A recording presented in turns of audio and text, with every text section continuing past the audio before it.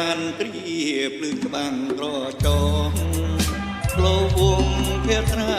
ភពងត្រៀមផនស្រយងអងទីយ៉ាងអូនស្អាតណាស់អលឹងព្រះចន្ទ្រីសូ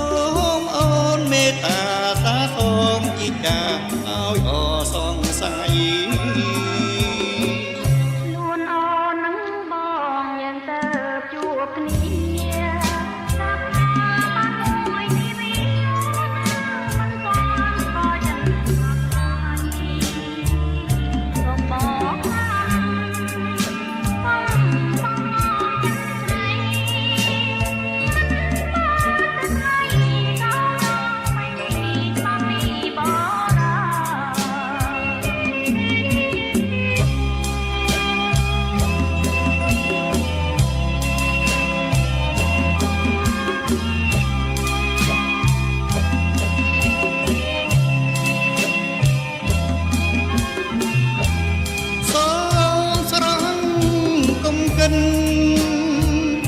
វាចា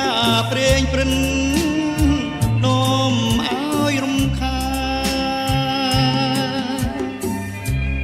បើអូនស្ម័គ្រអូនពិនជាសង្សារស្នេហ៍យើងនឹងបានពុកខានសុខអូនមិនអាចនឹងសម្រេចវាសនាឬមួយក៏និថានាងមានគូហើយ